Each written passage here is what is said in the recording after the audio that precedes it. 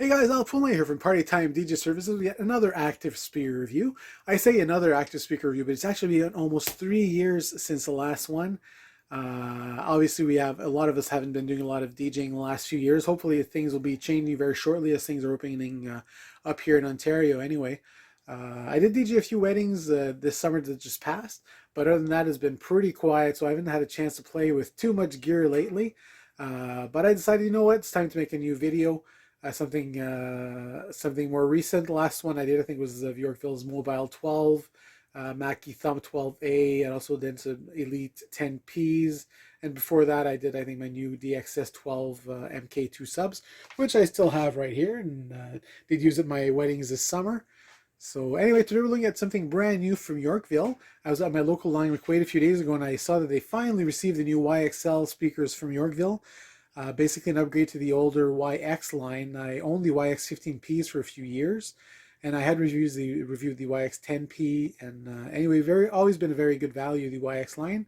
This is basically just a brand new, freshly updated line with, again, still a value line, but with tons of features, great output, and really terrific sound. So let's have a look at the YXL12P. I'm not going to flip around since you're probably tired of seeing me.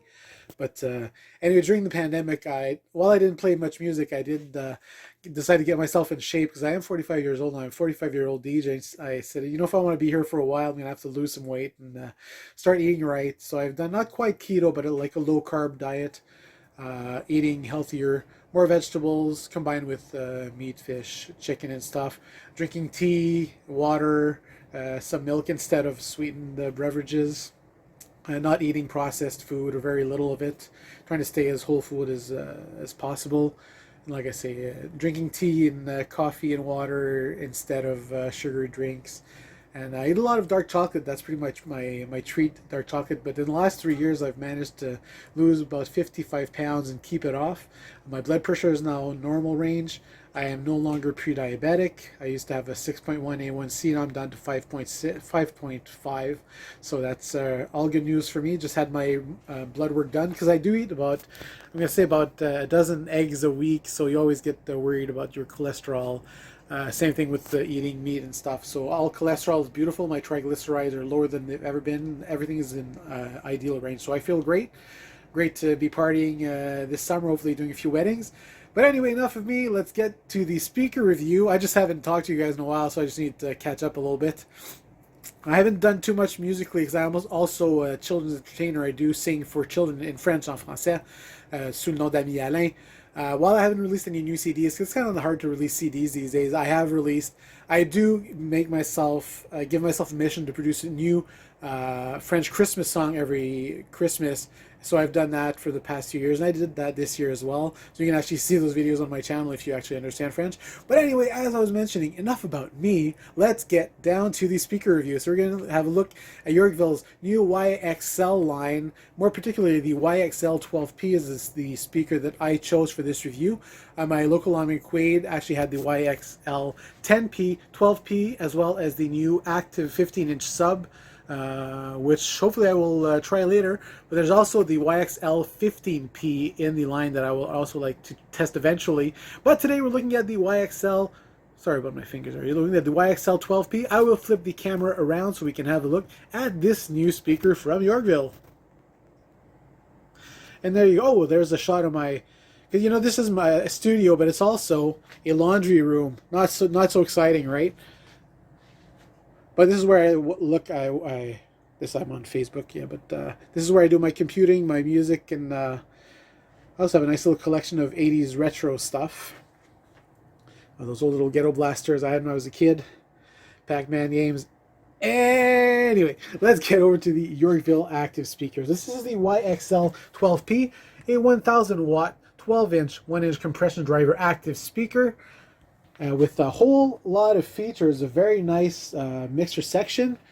As you can see, the box is a typical polypropylene plastic box, but a very nice looking, clean look. That's the thing, the Parasource series is great. I'm not sure I love the grill, front grill. The Elites look beautiful.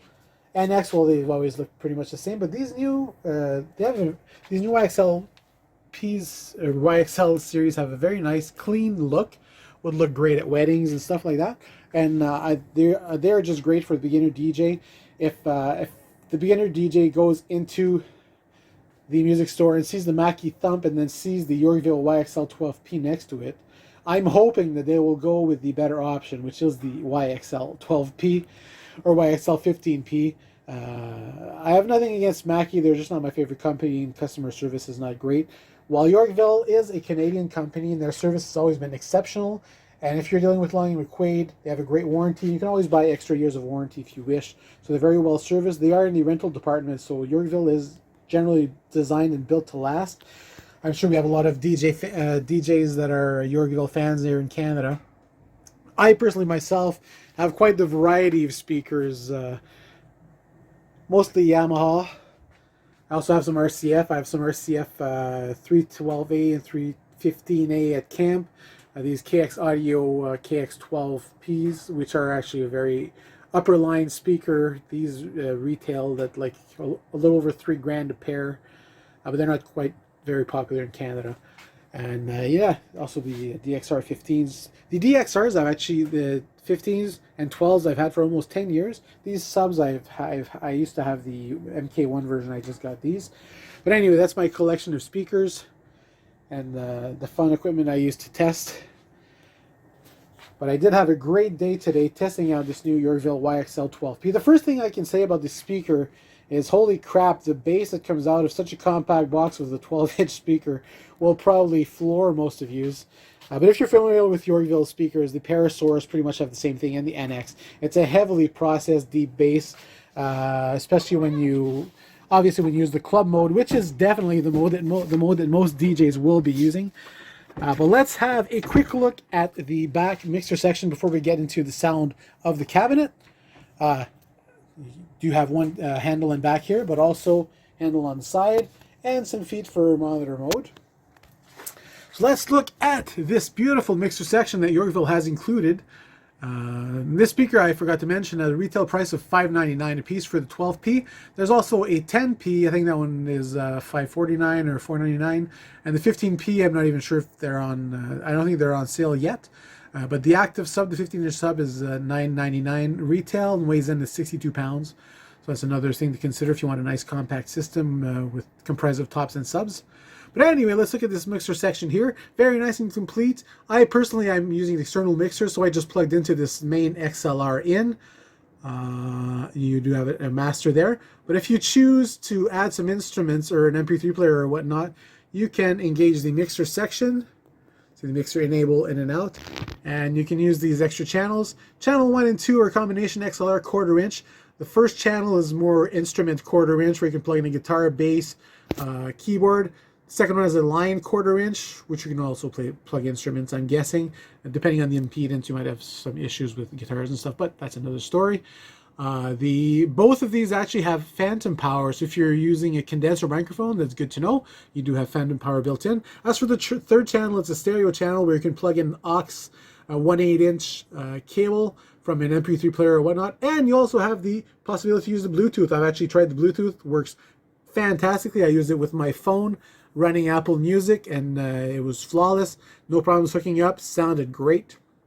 So, like I said, a very, very well-equipped mixer section for a $600 cabinet from Yorkville. So that's something to consider if you're looking for something that's really flexible. Even if you're a musician, someone who plays a lot of outdoor events, just an acoustic show or something, this is something that's going to be important to you. So there you go. You do have that's not the plug that comes with it. That's a locking IEC, but just a power button. They are designed in Canada. I'm going to guess they're probably made in China. That's to be expected at this price range. But overall, a very nice looking cabinet with tons of features. And we'll just flip it around once again to show you the beautiful front of the speaker as well. So now the big question, how did they sound, Al? Did you compare them to your other speakers? How do they compare? How do they fit in? And what's your opinion of the sound of the speaker? So first thing, as mentioned, you'll notice is the very strong, deep bass response in the club mode. I forgot to mention there's 3 sound modes. Sorry about that. There is a monitor, mode, which you'll use if you're using them as monitors, obviously on the stage in a live sound situation. It basically removes a lot of the deeper bass and offending frequencies to prevent feedback, if I recall correctly. The live mode has a bit more bass than the monitor mode, but definitely nowhere near as much as the club mode, and the live mode just has a bit more of a boost in the mid and vocal frequencies from what I heard. As for the club mode, it is exactly what it sounds like. It applies a crap load of bass to that woofer, which, you know, it's both a blessing and a curse depending on how loud you're playing it. At low to medium volumes, you're going to say, holy shit, is there ever tons of bass out of the speaker? And you would be correct in your assumption. This thing outperforms any speaker I have here in terms of deep bass at low to medium volume, except for the subs, obviously. But yeah, they go very low. Frequency response goes down to 47 hertz. That's a plus or minus 3 decibel. So that has a very nice frequency response for such a small cabinet. As mentioned, that's the first thing that really stuck out to me, is how deep and fat this thing sounds.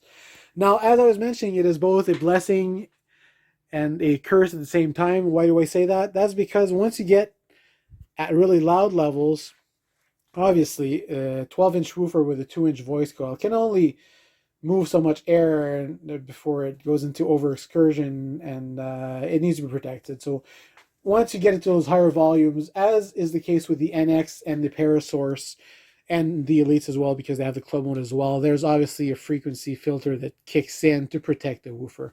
And it is definitely audible. I had no problems running the volume, and as soon as I went a little bit higher, I automatically heard it as soon as the woofer was cut off, or the deeper frequencies were cut off.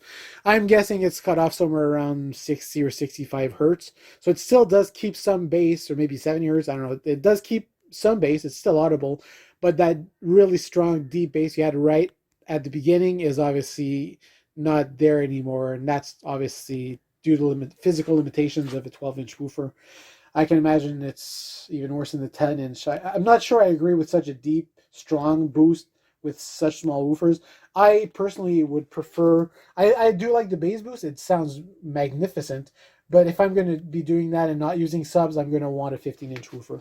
So if you're not using subs and you want something that kicks and will keep its composure even at high volumes, I would definitely opt for the YXL15P if you're not using subs. If not, maybe just get the 10Ps pole mounted on the YXL subs.